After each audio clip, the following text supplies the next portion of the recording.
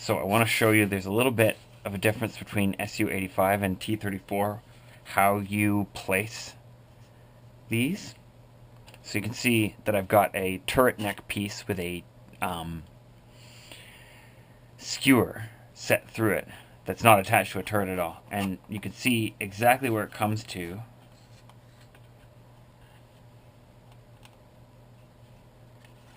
So when you set this on there, you want the furthest forward that it goes should be right where these blue lines end. Now its form doesn't exactly follow. The line on the turret doesn't follow this exactly. This line on the turret is more showing where this is supposed to come to, like your closest possible area that you could put it. But don't put it there. Set it back a bit so that these just barely come up to those blue lines on either side. And on the SU-85, you can just butt it right up against the superstructure. So before we set that in place, we want to take a bit of, now this is a bit of Christmas ribbon, but there's lots of different sources of this kind of material. It's just a very thin bit of screen, but not metal screen. You don't want to use metal for this because it doesn't really keep paint on it well. And it's far too thick, generally. So what we're going to try to do is we're going to try to match its size, but it can be running off in this direction. We're just going to set its one side here and then cut it along there with this.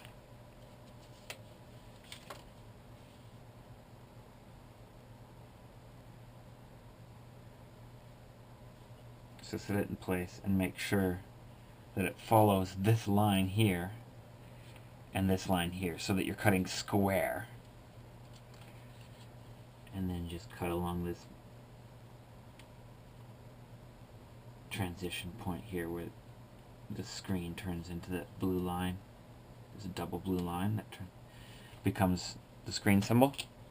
So once you've got that little piece cut out, then you'll be free to install this. Now the first thing you want to do is kind of make sure it's flat, because these are often a little bit not flat. And even if you over bend it, it's not a bad idea, because it's easier to push the bottom down than the wings. Like the center is what I meant. Push the center down than it is just to push the wings down. Or the edges. So once you see that you've got it so it's going to sit flush. Now one thing you probably need to look for. Oh, with the SU-85, there's going to be a bit of a ridge here and here. You don't really want that, and it's hard to remove later. So just take some sandpaper and kind of flatten that out a bit. But it's a little bit easier to cut this piece out before it's installed. You still can cut it out. It's just a little bit easier. So let's remove this and get that out of the way. And we can put glue down here. And you can be fairly generous if you like.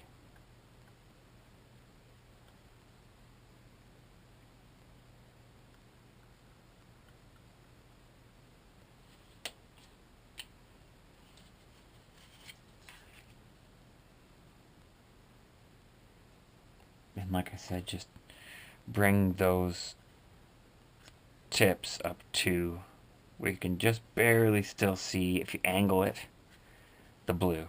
And try to make it, it's going to be overlapping the edge of where these sides turn down. That's good, because these double black lines here are beveled edges. And so once this is dry and solid in place, we're going to run this blade along the side there, which is why we've pre-hardened these sides. And the top of the structure is so that you don't cut this part off while you're trimming these. So that's the reason for the previous step. I likely mentioned it then, but figured I'd mention it again. So, once that's in place, you can go ahead and take these parts, and we're going to cut these apart and use both of them. And we're just going to use this long part here for now. So we're going to cut this free. Now, if you've already cut these free from each other, obviously just use the parts. But I like to keep the smaller parts kind of that are close to each other as a batch, so they're easier to find and deploy. So you can see from the symbol here, which is why it's kind of there. I mean, it doesn't really matter which way you have it facing, but this is supposed to face that way. Be set there. You can cut this off. Now, because these are cut apart, it's actually not even that necessary to cut them apart, but because they're going to be cut apart, when you install them, you're going to have to trim this back a little bit to actually fit into place. So, let's get these set down.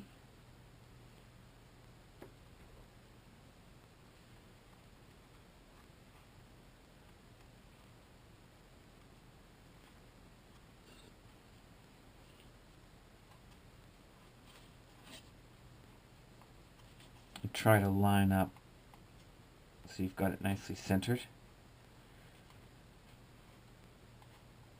And you can see there's still bevel lines,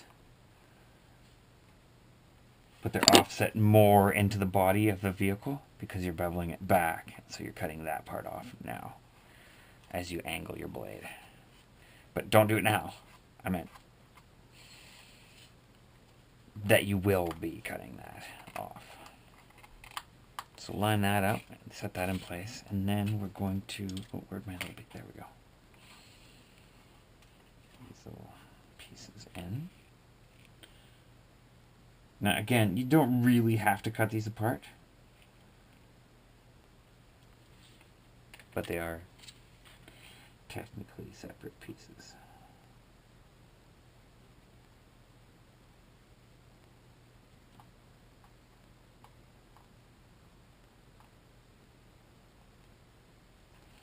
So set that in place.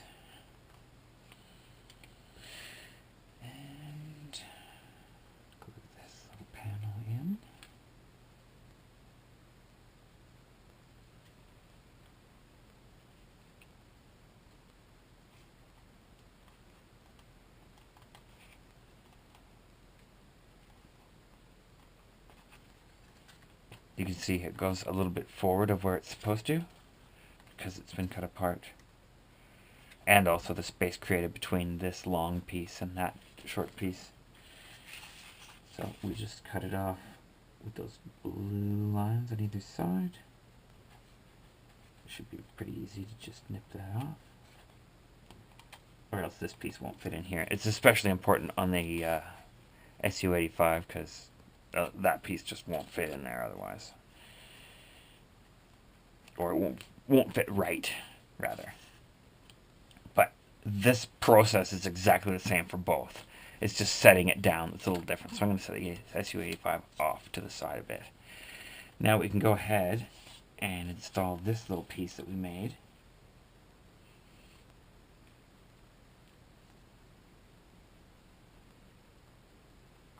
Not quite done after that.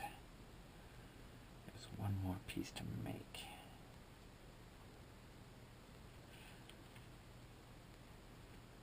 Set that in place and let that start drying.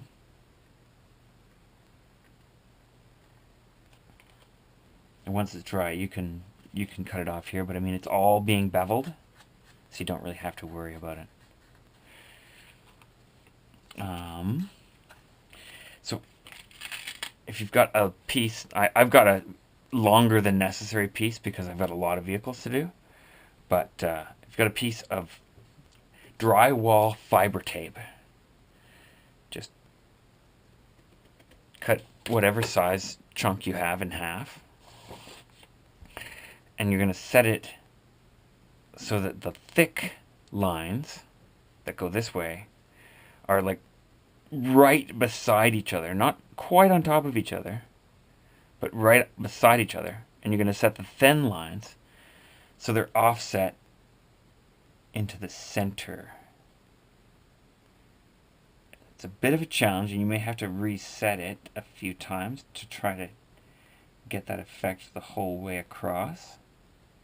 You can also, if you don't press it super tight together, you can kind of move it around and massage it into the correct position until you're happy with it,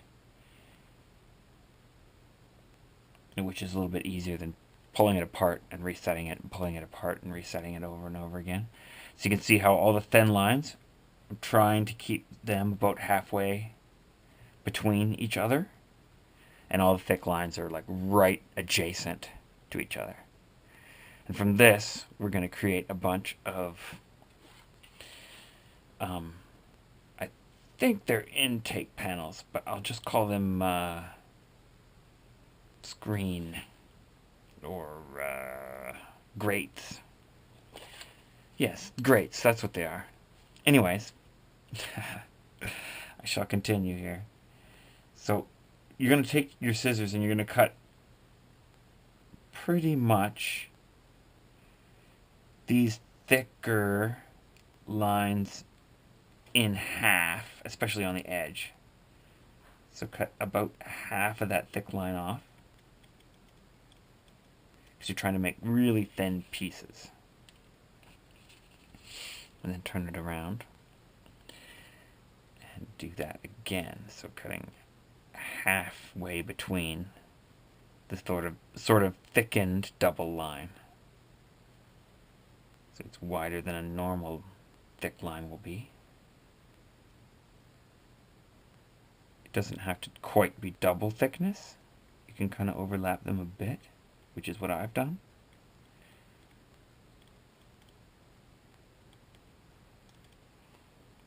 You can see you get sort of a ladder looking piece here. Now this will probably be enough to make both, because I've got a fairly long section here. So you want to cut it so that it ends at one of the rungs of the ladder.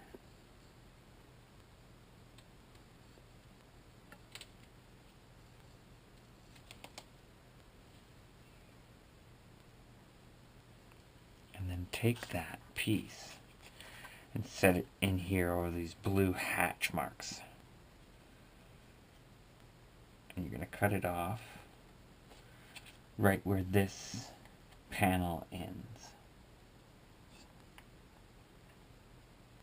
If you can cut it off and it ends at one of those little ladder rungs, even better.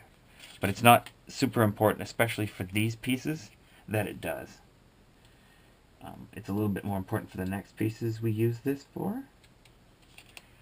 But for now, it's fine if it doesn't end that way.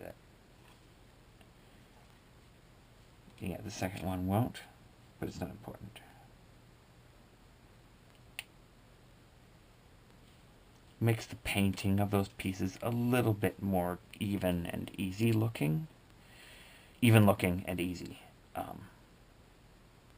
it's not worth malforming the pieces for. You really need them to end where they end. So just back them up a bit. Put a little bit of glue in there.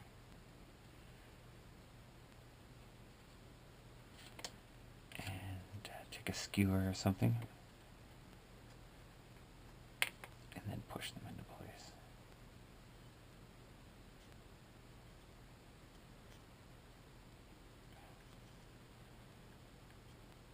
Sort of pat them down so that they're nice and flat.